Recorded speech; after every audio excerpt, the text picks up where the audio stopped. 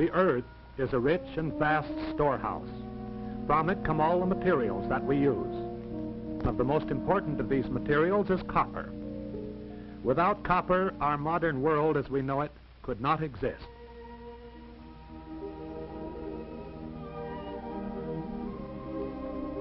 Copper is found in many places throughout the world, but perhaps the largest single copper mining operation known is this open-pit mine at Bingham, Utah, in the United States.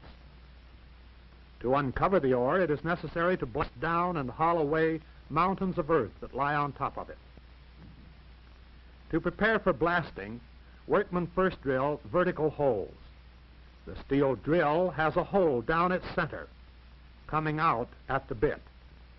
Water passes through this hole to keep the bit cool as it grinds its way through earth and solid rock.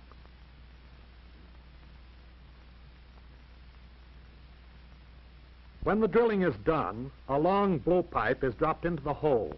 Air under pressure is blown in, shooting out all water, mud, and loose dirt, leaving the hole clean and ready to be loaded with dynamite. Horizontal holes are drilled in the same way. Explosions in these holes cut out the bottom of the walls to keep them even. Explosions in the vertical holes blow down the great masses of earth and on lower levels of ore.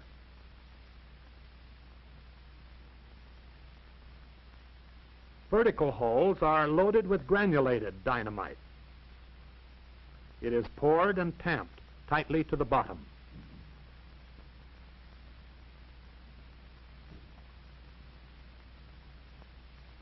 Stick powder is used in the horizontal holes. About 375 pounds of powder are loaded into each one. It also is tamped solidly to the end.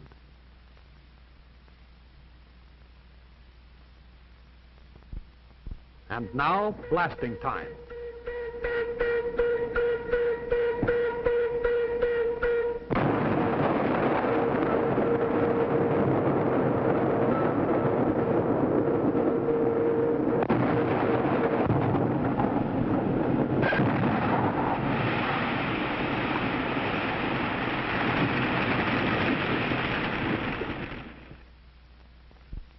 After blasting, the great power shovels go to work to haul away the earth that covers the ore.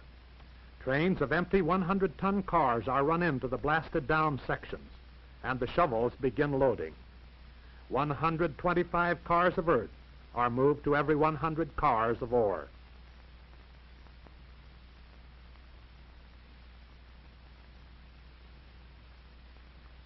As the levels of the pit are blasted back, railroad tracks must be moved back also to bring the empty cars alongside the shovels. This track mover picks up both itself and the track and jolts over sideways to the new position.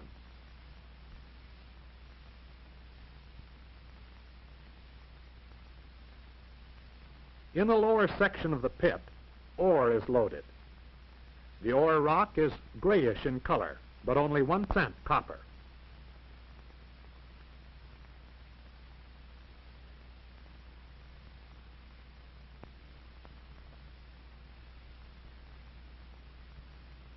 Sometimes you find richer pieces with so much copper mineral you can see it in the rock. As the cars are loaded, they move out of the pit and are coupled with others to make up a single long train. Then they head for the mill. Arriving here, the train is split up and a few cars at a time are backed into the tipple for dumping. 2 cars move on and are turned upside down. The larger chunks of ore are caught and broken by this big crusher. The smaller pieces go right on through.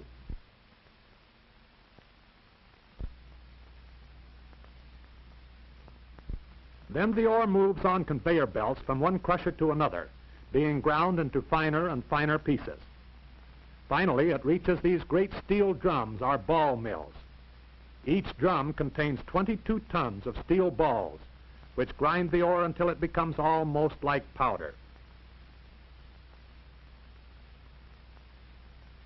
New balls are added every day. and when they come out again, they're almost worn away. In these ball mills, too, water is mixed with the ore, which now is so fine and powdery, it makes the water muddy and thick as it leaves the big drums. Chemicals that make froth are added next. Ore particles containing copper stick to the frothy bubbles which rise to the top of the water. This is called the flotation process, because the powdery particles containing copper, known as copper sulfide, actually float to the top with the bubbles. Now this froth is drawn off the top, while the mud and waste are drawn off underneath and carried out to this dump, which covers 7.5 square miles.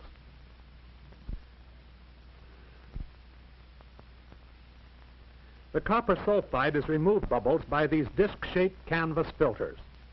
Strong suction causes the sulfide to stick to the canvas as it rotates through the bubbles. Next, the suction is changed to pressure, and the sulfide falls off. It is now copper concentrate, 30% pure copper.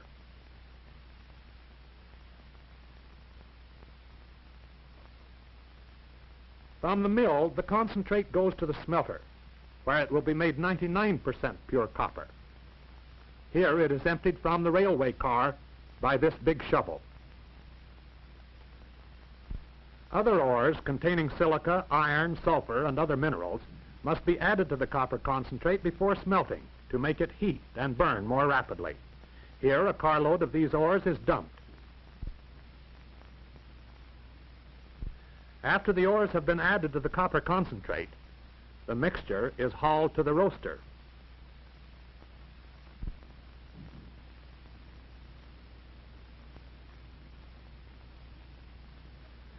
Now the heating and burning process begins.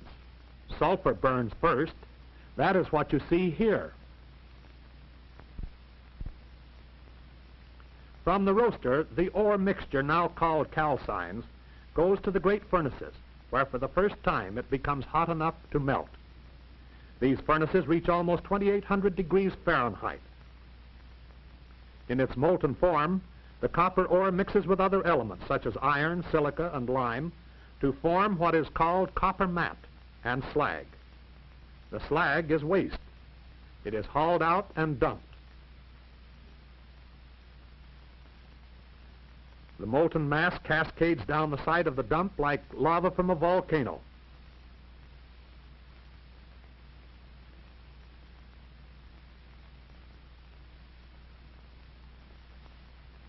Back inside the smelter, the molten copper matte is drawn from the great furnaces in huge buckets, handled by overhead cranes. It is now dumped into the converters. This long section of the smelter is called the converter aisle. It is filled with noise, smoke, and heat.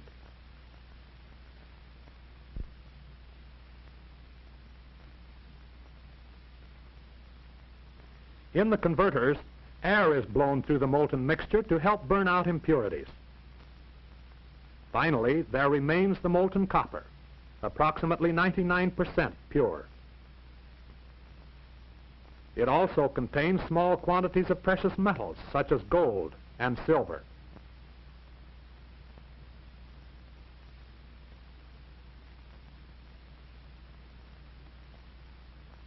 Now the molten metal is poured into molds to form ingots of blister copper. They are cooled by streams of water.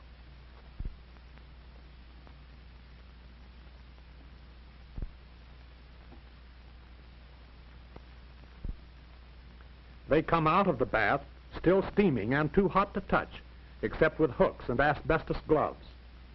Workmen load the blocks, weighing 500 pounds each, onto hand trucks and take them immediately into waiting boxcars, where they are to be shipped to refineries for further processing. After this refining has been done, the copper will be made into telephone cables, electric wires, copper sheets, wrappings for motor generators, and 1,000 other items that serve you and your home every day. As you pick up your telephone, start your vacuum sweeper or food mixer, remember that it is copper, coming from the great storehouse of earth, that makes possible these useful items around your home. Copper is the servant of our electrical age.